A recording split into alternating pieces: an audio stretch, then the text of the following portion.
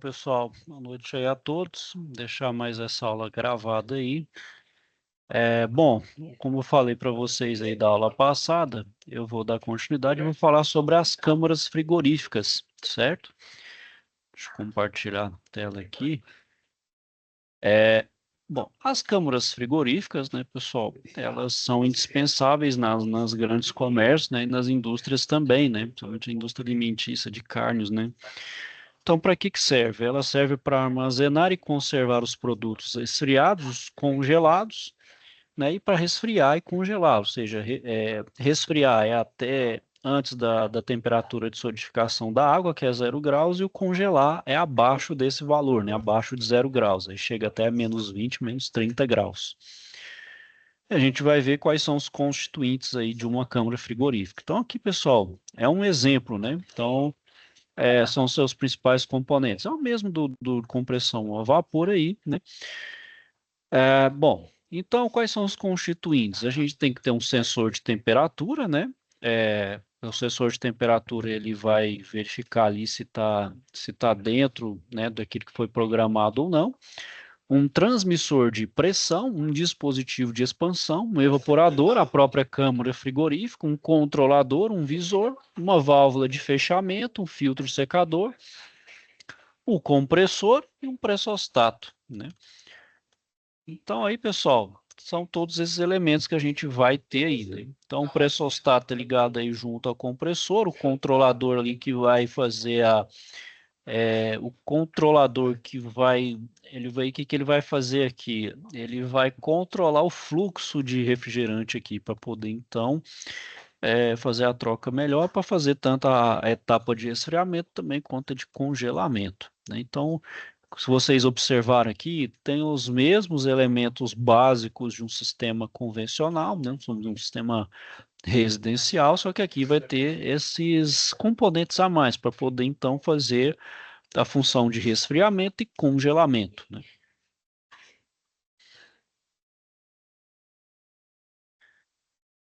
Bom, as câmaras frigoríficas, então, pessoal, para manter, né, a temperatura baixa, eu preciso isolar, né? Então, eu preciso dos isolamentos que a gente chama de isopainéis.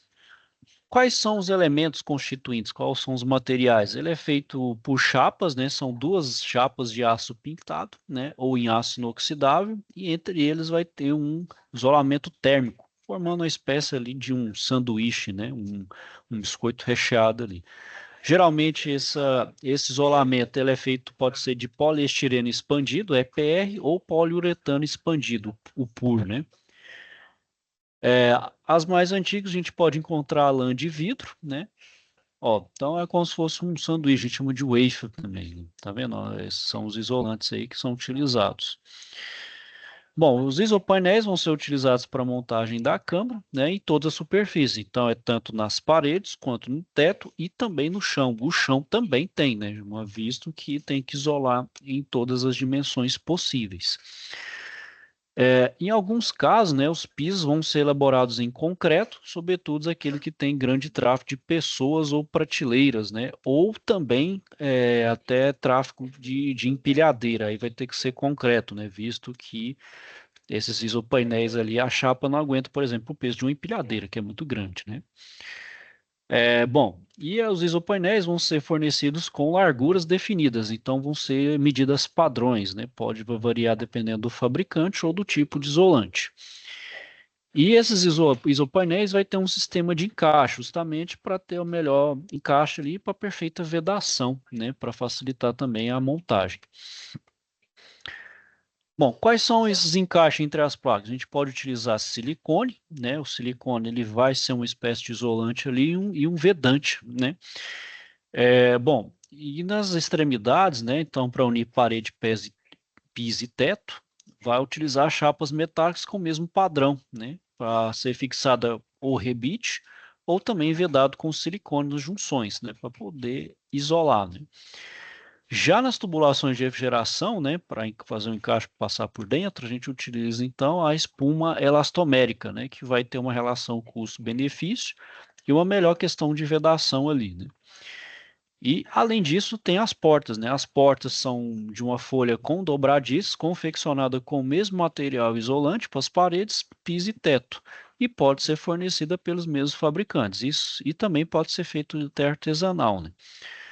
Tá vendo? Ó, quando faz a junção, tem os rebites, tem as chapas dobradas, os cordões de silicone para vedar, para evitar de fato que o calor, o frio saia, né? Ou o calor penetre ali na câmara frigorífica.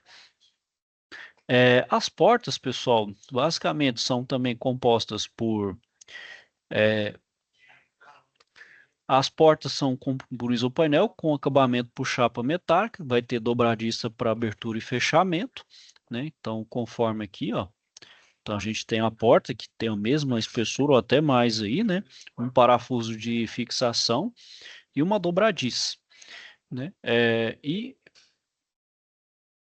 Tá vendo? Ó, um dispositivo aqui de fechamento para realmente travar, vedar, muito parecido com a geladeira, só que com trava, né? Uma borracha de vedação. E aqui no interior, né? Então, por exemplo, você tem infiltração de ar quente, né? Uma movimentação do ar frio e o gelo acumulado, justamente para evitar ali, né? É, a entrada de ar quente, né? Então, a cortina de ar, igual naqueles balcões expositores, é uma forma de bloquear o meu ar frio, né? Bloqueia o meu ar frio para que ele não saia e nem o ar quente entre no sistema. Então, claro, vai entrar, né? Um pouco sai e um pouco vai entrar, tá? De ar quente, porém é, é, isso é de uma forma tolerável, isso seja incluído em contas de projeto.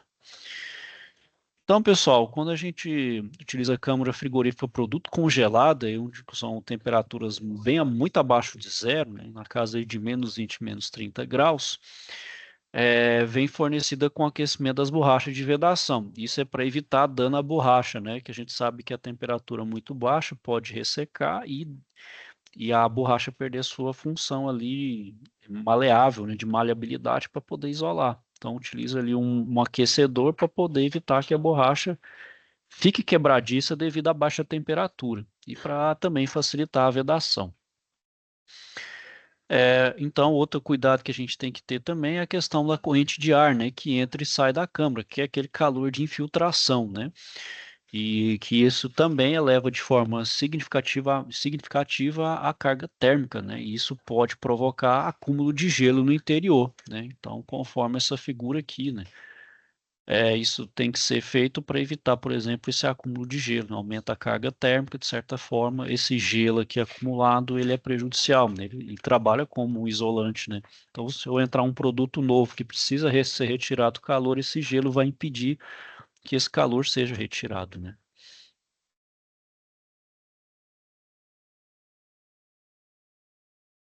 Bom, e como então se produz o gelo aí dentro né, como é que se resfria e congela dentro dessas câmaras frigoríficas, né? Bom, utiliza o evaporador, né, da mesma forma que os outros sistemas convencionais, ele pode ser de expansão direta e com ventilação forçada de ar. Eu vou ter um ventilador para poder aumentar essa questão da troca de calor. Assim como a gente utiliza um ventilador no condensador, pode-se utilizar agora também no evaporador, né? Isso então acelera essa retirada do calor e o resfriamento e o congelamento do meio ambiente, né?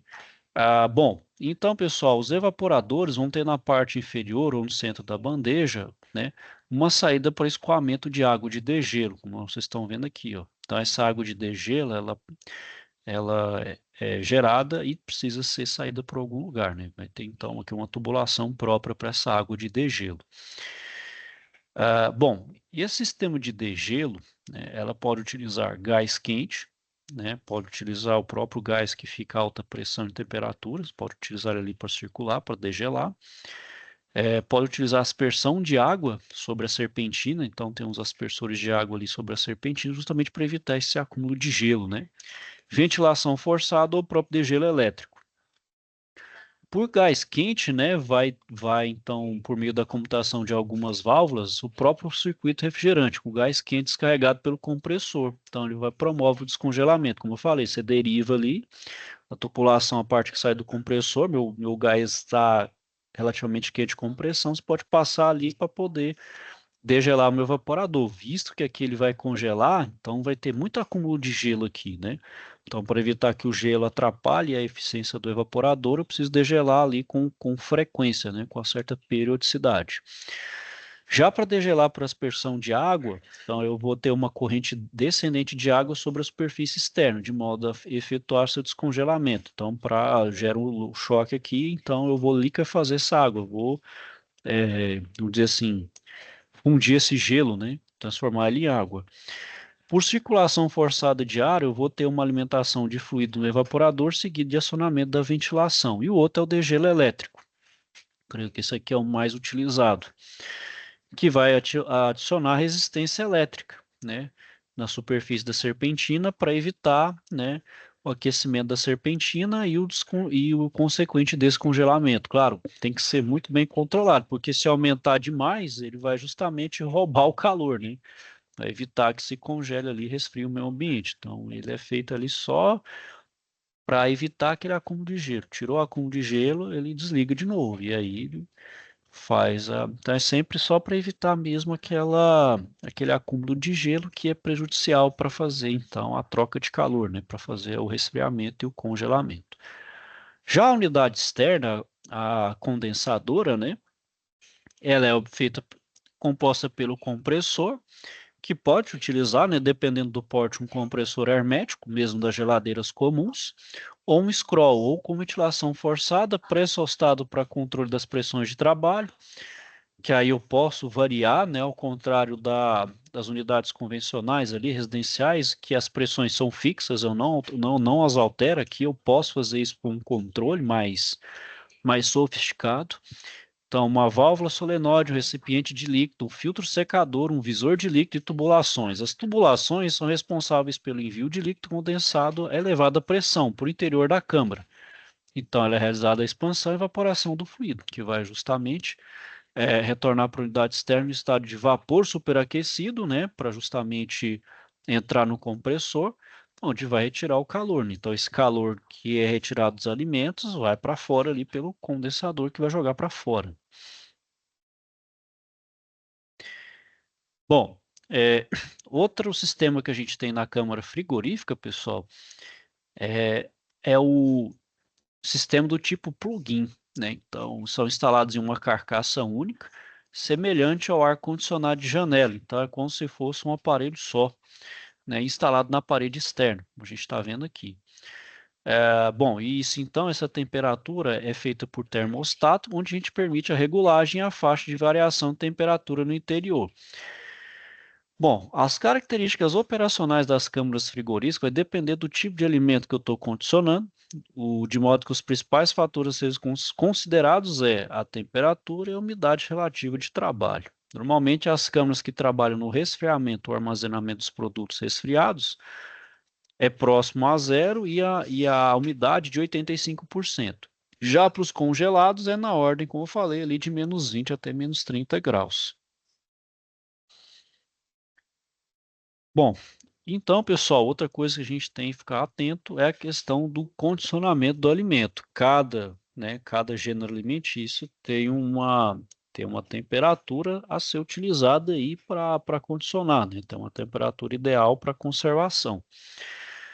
Então, por exemplo, nos açougues, né, os produtos que estão pendurados ali, sem qualquer proteção, né, tem ali uma característica a ser condicionado. Então, vai depender muito, né, de como eu vou condicionar esse alimento, qual a temperatura, qual a umidade, qual o tipo de carne que eu estou lidando, né? Então, por exemplo, carne de porco é diferente da carne bovina, né? Então, aí, né, pessoal, é uma série da área de alimentos, né, que tem aí as características, né, as características naturais. Por exemplo, nesse caso de carne pendurada, a umidade tem que ser próxima de 100%, para evitar o quê? Que a minha carne que ela venha a ressecar, né? Aquele ressecamento superficial.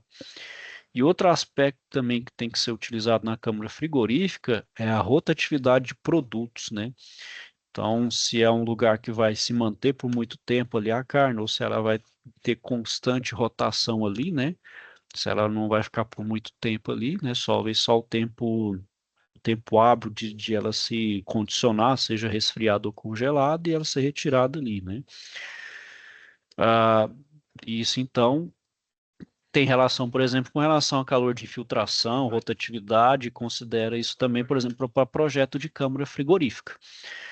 Geralmente utiliza a filosofia FI-FO, né, que é o first in, first out, né, que é o primeiro que entra, é o primeiro que sai, né, então o alimento mais antigo tem que ser o primeiro a ser retirado, até por questões aí de validade, né, de uso aí próprio para o consumo, né, para evitar, né, perdas aí do alimento.